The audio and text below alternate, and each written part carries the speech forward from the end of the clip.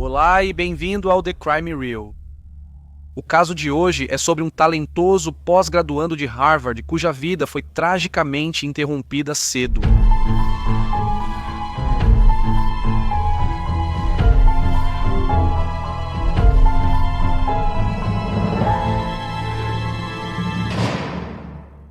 Então, o caso de hoje é o caso de Jane Britton, uma vida interrompida, um mistério que acabou sendo solucionado. Jane Britton nasceu em 17 de maio de 1945. Ela foi criada em Needham, Massachusetts, em uma família profundamente envolvida na vida acadêmica. Seu pai, J. Boyd Britton, era vice-presidente administrativo do Radcliffe College, enquanto sua mãe, Ruth Britton, era uma estudiosa de história medieval.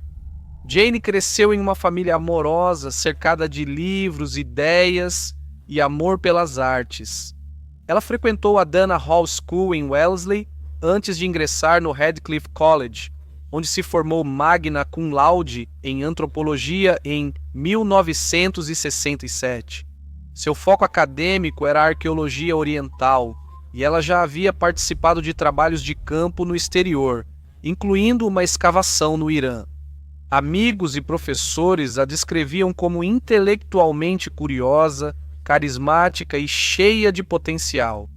No final de 1968, Jane havia se matriculado em um programa de pós-graduação na Universidade de Harvard, continuando seus estudos em arqueologia. Ela morava em um apartamento no quarto andar na University Road, em Cambridge, Massachusetts, a poucos minutos a pé do Harvard Yard. Agora, indo para a noite do crime, na noite de 6 de janeiro de 1969, Jane jantou com colegas de classe e depois foi patinar com seu namorado, Jim Humphries. Jim também era colega de pós-graduação. Por volta de 0h30 do dia 7 de janeiro, ela voltou para seu apartamento após visitar rapidamente seus vizinhos do andar de cima. Quando ela não apareceu para uma prova no dia seguinte, a preocupação rapidamente aumentou.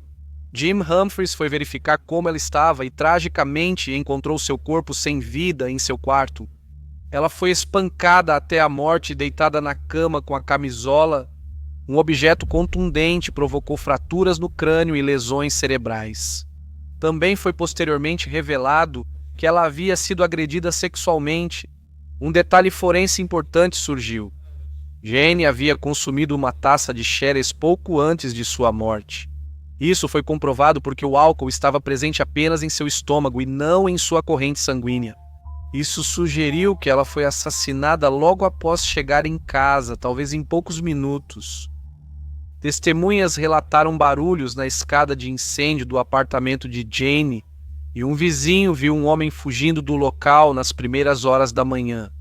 Apesar da investigação imediata pela polícia de Cambridge, polícia estadual de Massachusetts e o escritório do promotor do condado de Middlesex, o caso simplesmente continuou parado. Nenhuma arma do crime foi achada e não havia sinais de arrombamento ou roubo. O caso ficou sem solução por décadas.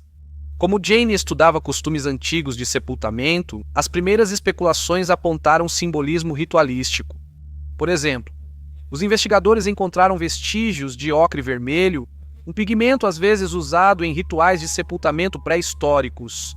Isso gerou teorias sensacionalistas, mas avaliações posteriores concluíram que era provavelmente resíduo do material de arte de Jane, não uma pista simbólica. Apesar de várias revisões e do interesse renovado ao longo dos anos, nenhum suspeito concreto surgiu. Rumores sobre o envolvimento de colegas, funcionários de Harvard ou um admirador rejeitado foram investigados, mas não levaram a nada. O irmão de Jane, Boyd Britton, um vigário aposentado na Califórnia, disse mais tarde: "A morte da minha irmã destruiu a promissora vida jovem de Jane e a nossa família. Esperamos 50 anos por uma resposta. Mesmo assim, as evidências foram preservadas e os arquivos ficaram abertos. A família de Jane, mesmo de luto, continuou a ter esperança de que um dia a verdade viria à tona. Em 2017, avanços nos testes forenses de DNA deram novo fôlego à investigação.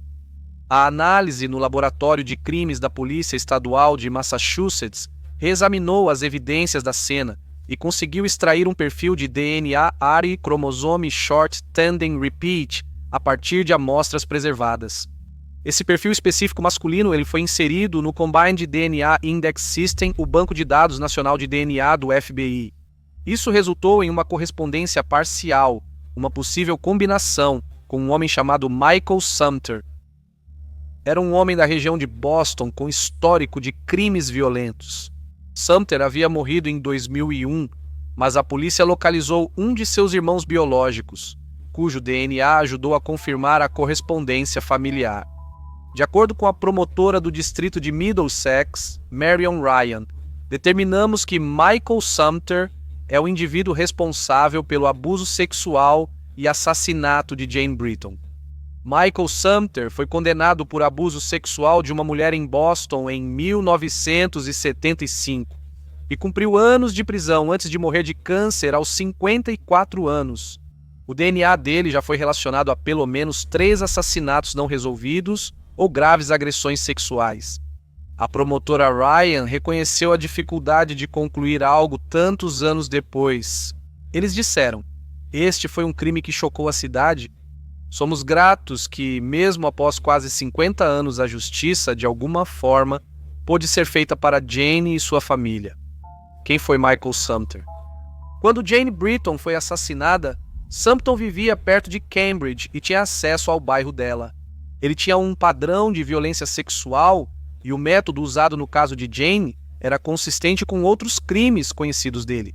As vítimas conhecidas eram geralmente atacadas em casa ou nas proximidades. Sem ligação pessoal conhecida com Jane, investigadores agora acreditam que o crime foi oportunista. Ele pode ter entrado pela escada de incêndio, achado a porta aberta e a atacado enquanto ela se preparava para dormir. Na época de sua morte em 2001, Sumter ainda não havia sido ligado ao caso de Jane Britton. A correspondência só foi possível graças aos avanços do DNA e a uma amostra de 1969. Após o anúncio da identificação em novembro de 2018, o irmão sobrevivente de Jane, o reverendo Boyd Britton, divulgou uma declaração pública por meio do escritório do promotor público. Essa correspondência de DNA pode ser tudo o que teremos, mas é a única resposta real que recebemos em 50 anos. Aprender a compreender e perdoar continua sendo um desafio. Suas palavras mostram o tom agridoce da resolução. Alívio pelo fato de a verdade ter vindo à tona, mas sem oportunidade de acusação ou encerramento no tribunal, já que o assassino já havia falecido há muito tempo. Jane Britton não foi só uma vítima. Ela foi uma estudiosa, uma irmã, uma amiga e uma jovem cheia de sonhos. Seu assassinato interrompeu uma vida promissora, cheia de potenciais contribuições para o estudo das civilizações antigas. Mas, de várias formas, o caso dela também destaca a importância das investigações de casos arquivados, do DNA e da persistência da justiça. Este caso serve como um lembrete de que até mesmo casos com décadas de idade podem ser solucionados. As vítimas e suas famílias merecem respostas independentemente do tempo. E, finalmente, os avanços científicos e investigadores determinados podem iluminar até mesmo os crimes mais sombrios e frios. A promotora Marion Ryan observou que, embora não possamos trazer Jane de volta, esperamos que essa conclusão traga um pouco de paz para sua família, amigos e colegas de classe que a lembram tão bem.